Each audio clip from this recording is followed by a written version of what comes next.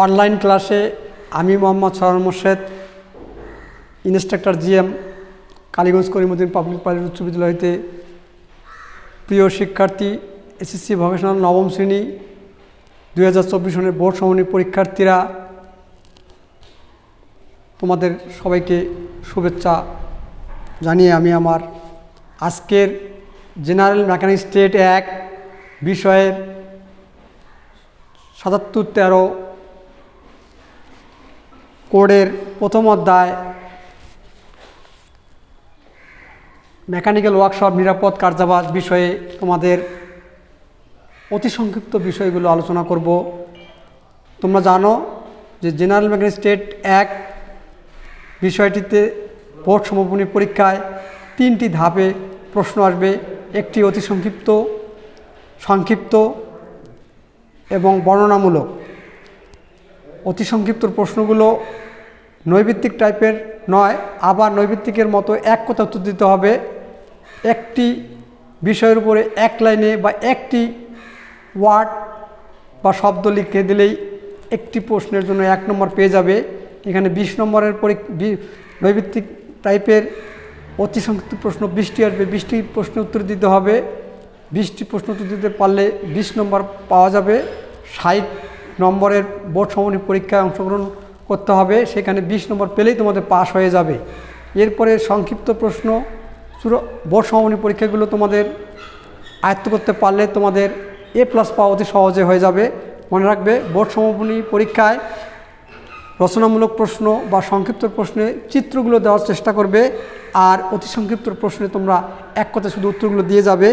আমি আজকে আমার জেনারেল মেকানিক্স স্টেটের 73-13 কোডের প্রথম অধ্যায় মেকানিক্যাল ওয়ার্কশপ নিরাপদ কার্যাবাসের মূল বিষয়গুলো আলোচনা করব। তোমরা যদি একটু সময় দিয়ে দেখো বা আলোচনা করো, সময়ের ভিতরে সময় করে নিয়ে যদি সামান্য একটু তোমরা আলোকপাত করো, দেখবা খুব সুন্দরভাবে তোমরা আয়ত্ত করতে পেরেছ।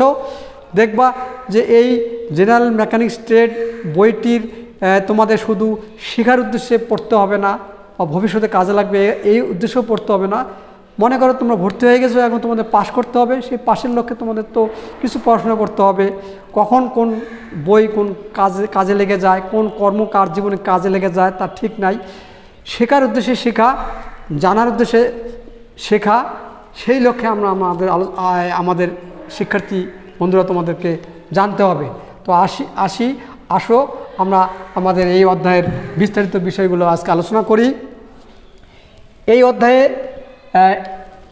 মেকানিক্যাল ওয়ার্কশপের নিরাপত্তা বিষয়ক অধ্যায়ে প্রথম অধ্যায়ে মূলত পিপি, পেশাগত ঝুঁকি, পেশার নিরাপত্তা, প্রাথমিক চিকিৎসা, দুর্ঘটনা, জৈবিক বিপত্তি, ফিজিক্যাল বিপত্তি, OSS, হ্যাজার্ড, ILO, ঝুঁকি, ওয়ার্কশপ ও ইন্ডাস্ট্রি, 3টির সমন্বয়ে আগুন, ব্যক্তিগত নিরাপত্তা,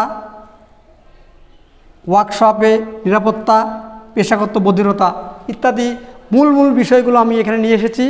এই মূল বিষয়গুলো যদি তোমরা আয়ত্ত করতে পারো বা রপ্ত করতে পারো, তাহলে এই অধ্যায়ের সংক্ষিপ্ত প্রশ্ন, রচনামূলক প্রশ্ন, অতি সংক্ষিপ্ত প্রশ্ন যেটাই বোর্ড সমাপনী পরীক্ষায় আসুক না কেন, তোমরা খুব সহজেই লিখতে পারবে বা আবার পাশাপাশি জানতেও পারবে, আবার শিখতেও পারবে। তো আমরা পিপিতে হচ্ছে পার্সোনাল প্রোটেকটিভ ইকুইপমেন্ট।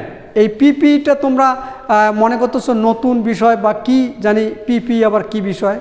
পিপিটা তোমরা যদি আমি একটু ধারণা দেই, কোভিড-19 বা করোনা ভাইরাস যে আমাদের আক্রান্ত 19 সাল, 20 সাল, 21 সালের মধ্যে সারা পৃথিবী সহ বাংলাদেশে যে আক্রান্ত হয়েছিল, তখন আমরা আমাদের জীবন রক্ষার্থে, জীবন বাঁচার জন্য একজন থেকে আরেকজনের জীবাণু বা ভাইরাস দূরে না যাওয়ার জন্য সবাই আমরা কী ধরনের পোশাক, মুখে মাস্ক, হ্যান্ড গগল, সেফটি সহ পিপি পোশাক পরেছিলাম, সেটা দেখলে হয়তো তোমাদের মনে পড়ে যাবে।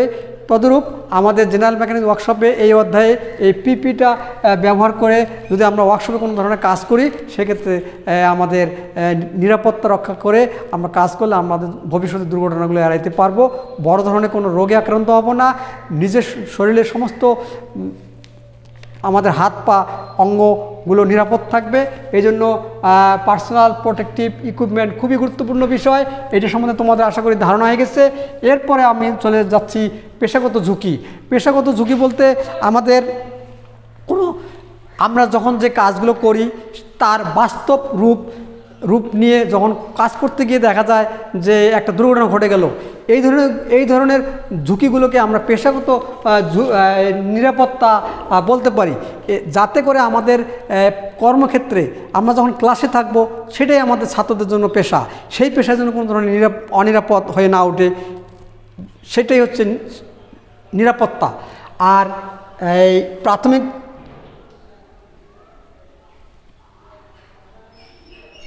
চিকিৎসা বলতে শিক্ষার্থী বন্ধুরা, প্রাথমিক চিকিৎসা বলতে আমরা চলতে ফিরতে, ওয়ার্কশপে কাজ করতে, ল্যাবে কাজ করতে গিয়ে, চলতে গিয়ে হঠাৎ দুর্ঘটনায় আক্রান্ত হই, তখন দুর্ঘটনা আক্রান্ত হওয়ার সাথে সাথে তো আমাদের সাথে গা ঘেঁষে তো কোনো মেডিকেল থাকে না, কোনো কিছু চিকিৎসার ব্যবস্থা থাকে না। তারপরেও তাৎক্ষণিক উপায়ে আমাদের পাশাপাশি অবস্থান করে পাশের বন্ধুরা বা পাশের কেউ এগিয়ে এসে তাৎক্ষণিক যে কাজগুলো করা, মানে আমাদেরকে নিরাপত্তা দেওয়ার জন্য যে কাজগুলো করা হবে সেটাকে বলে প্রাথমিক নিরাপত্তামূলক বিষয়। আমরা যদি উপস্থিত কোনো কর্ম করতে গিয়ে কোনো দুর্ঘটনায় আক্রান্ত হই, তাৎক্ষণিকভাবে কোনো এই দুর্ঘটনার এগেনস্টে বা দুর্ঘটনা হয়ে গেলে সাথে সাথে কিছু কাজ করতে হবে। তাহলে যেমন হাত কেটে গেলে আমাদেরকে সাথে সাথে ভায়োডিন সংগ্রহ করে মুছে দিতে হবে। তারপর যদি বড় ধরনের কাটা যায় তাহলে মেডিকেলে যেতে হবে, সেখানে সেলাই করতে হবে। কিন্তু উপস্থিত আমাদের ভাবে প্রতিষ্ঠানে হোক, আশেপাশে হোক, যেখান থেকে আমরা যে এর উপর নির্ভর করে একটা নিরাপদ অবস্থানে প্রথমে দাঁড়াবো, সেটা হচ্ছে আমাদের প্রাথমিক নিরাপত্তার আওতায় পড়বে। এরপরে হচ্ছে আমাদের দুর্ঘটনা বলে কয়ে আসে না, কিন্তু দুর্ঘটনা চলে আসে। এই দুর্ঘটনাটা আমাদের একটি সম্পূর্ণ অনাকাঙ্ক্ষিত বিষয়, মানে অনাকাঙ্ক্ষিত না চাওয়া, তারপরেও চলে আসে। এই দুর্ঘটনাকে আমাদের রোধ করতে হবে। আমাদের মাথা ঠান্ডা করে রেখে যখন যে কাজগুলো করবো সেখানে মনোযোগ যদি আমরা বৃদ্ধি করি, তাহলে আমাদের আশা করি দুর্ঘটনাগুলো আসবে না। তারপরে আমাদের নিয়ম কানুনগুলো পরিপূর্ণভাবে মানতে হবে। জানার উদ্দেশ্যে শিক্ষা, তাই শিক্ষার ক্ষেত্রে কাজ করতে গিয়ে ওয়ার্কশপে বা ল্যাবে বা বাইরে বাস্তব জীবনে কিন্তু চলতে গিয়ে আমাদের দুর্ঘটনা ঘটে। বাসে, ট্রেনে, যেখানে আমরা চলাফেরা করি সেখানে কিন্তু দুর্ঘটনা ঘটে যায়। যাতে দুর্ঘটনা না ঘটে তার জন্য আমাদের নিয়ম, সবচেয়ে বড় কথা হচ্ছে নিয়মটা মানতে হবে। ডিসিপ্লিনারি জীবনে আসলে দুর্ঘটনা কমে যাবে। শিক্ষার্থী বন্ধুরা, এই অধ্যায়ে আরও আছে আমাদের জৈবিক বিপত্তি। জৈবিক বিপত্তিটা হচ্ছে আমাদের আমরা কাজ করতে গিয়ে ক্ষুদ্র অণুজীব বা জীবাণু বা বিপাকীয় পদার্থ দিয়ে আক্রান্ত হয়ে যদি আমরা কোনো রোগে আক্রান্ত হই, সেটা আমাদের হবে জৈবিক বিপত্তির মধ্যে চলে যাবে। এই জন্য আমাদের ক্ষুদ্র অণুজীবের মাধ্যমে যাতে আমরা আক্রান্ত না হই, কোনো জীবনের মাধ্যমে আমরা আক্রান্ত না হই, তার জন্য আমাদের নিরাপদ থাকতে হবে। নিরাপত্তার স্বার্থে নিরাপদ অবস্থানে থেকে আমাদের ওয়ার্কশপগুলো কাজগুলো করতে হবে। এই নিরাপত্তাটা ক্ষেত্রে শুধু আমাদের হাঁটতে চলতে গেলে এক ধরনের কাজ না, বিভিন্ন সময় বিভিন্ন ধরনের দুর্ঘটনাগুলো ঘটে থাকে। যেমন আমি বললাম, জৈবিক ধরনের বিপত্তি ঘটতে পারে, দুর্ঘটনামূলক বিপত্তি ঘটতে পারে, প্রাথমিক চিকিৎসার আওতায় আমরা চলে যেতে পারি, আমরা পেশাগত নিরাপত্তার আওতায় চলে যেতে পারি, আমরা পেশাগত ঝুঁকির মধ্যে পড়ে যেতে পারি, আমরা পিপি ব্যবহার না করার ফলে আমরা দুর্ঘটনা ঘটে যেতে পারি। এরপর ফিজিক্যাল বিপত্তিটা হচ্ছে যে ভৌতিক বিপত্তি কি ঘটে মানুষের শরীরে। আমরা চলতে গিয়ে একজনকে আঘাত, জোরে এক বন্ধু আরেক বন্ধুকে জোরে আঘাত, ধাক্কা মারলো বা অনাকাঙ্ক্ষিতভাবে একটা দুর্ঘটনা ঘটায় দিল, ইচ্ছা করে তাকে একটা বিপদের মধ্যে ফেলাই দিল। এই ধরনের ফিজিক্যাল বিপত্তিগুলো যদি আমাদের ওয়ার্কশপে না ঘটে, তার জন্য আমাদের নিরাপদ অবস্থানে থাকতে হবে এবং নিরাপদ অবস্থানে থেকে আমাদের কাজগুলো করতে হবে। আর এর সবচেয়ে বড় হচ্ছে OHS, occupational health and safety. এটা হচ্ছে আমাদের প্রতিকূলতার বিপরীতে অকুপেশনাল অ্যান্ড সেফটি। প্রতিকূলতার বিপরীতে আমরা যে কাজগুলো করব, ধরো আমাদের অ্যাপ্রন পরতে হবে, কাজ করতে গেলে মাথায় চোখে গগলস পরতে হবে, তারপরে মাথায় হেলমেট ব্যবহার করতে হবে। কাজের ধরন অনুযায়ী আমরা এই ধরনের বিভিন্ন ধরনের সেফটি ডিভাইস ব্যবহার করব, সেটাই হচ্ছে OHS। আর হ্যাজাল্ট হচ্ছে কারখানায় যন্ত্রপাতি আর তারপরে মানব সম্পদ, অবকাঠামো ইত্যাদি সংক্রান্ত দুর্ঘটনাগুলো যাতে আমাদের না আসে, আমরা এগুলোকে এড়া যেতে পারি, সেটা হচ্ছে হ্যাজাল্ট। ILO ইন্টারন্যাশনাল লেবার অর্গানাইজেশন, এটা একটা সংস্থা, আন্তর্জাতিক মানের সংস্থা। এই সংস্থায় তোমরা শিক্ষার্থী বন্ধুরা জেনারেল মেকানিক্স ট্রেডে পড়াশোনা করে উচ্চতর শিক্ষা নিয়ে বা মধ্যম শিক্ষা SSC লেভেল বা HSC লেভেল বা ডিপ্লোমা লেভেলে পড়াশোনা করে তোমরা যখন বিদেশে যেতে চাবা, তখন তোমাদের এই ধরনের প্রোগ্রাম থেকে তোমাদের প্রশিক্ষণ নিতে পারবা, আন্তর্জাতিক মানের প্রশিক্ষণ পাবা। ILO থেকে প্রশিক্ষণ নিয়ে তোমরা বিদেশে গেলে তৃতীয় লেভেলের বা তোমার দক্ষ স্কিলার হয়ে উঠতে পারবা। সেখানেও আমাদের নিরাপত্তাগুলো মেনে নিতে হবে। এরপরে ঝুঁকি প্রত্যেকটা কাজেই আমাদের ঝুঁকি আছে। ঝুঁকি ছাড়া কোনো কাজ, ঝুঁকি ছাড়া পড়াশোনা হয় না, ঝুঁকি ছাড়া কোনো কাজ করা যায় না, ঝুঁকি ছাড়া চলা যায় না, ঝুঁকি ছাড়া কোনো কাজই হয় না। এই ঝুঁকি নিতে হবে বা ঝুঁকি থাকবে, এইটা যাতে ঝুঁকির ভিতরে কোনো দুর্ঘটনা না ঘটে, ঝুঁকির ভিতরে যাতে কোনো অসুবিধা না হয়, সেদিকে আমাদের লক্ষ্য রাখতে হবে শিক্ষার্থী বন্ধুরা, আমাদের লক্ষ্য রাখতে হবে। এরপরে ওয়ার্কশপ ও ইন্ডাস্ট্রি। আমরা পড়াশোনা করি একটা জবের জন্য, আমরা পড়াশোনা করি একটা চাকরির জন্য, আমরা পড়াশোনা করি একটা কর্মের জন্য, আমরা পড়াশোনা করি আমাদের জীবনের নিরাপত্তা আনার জন্য।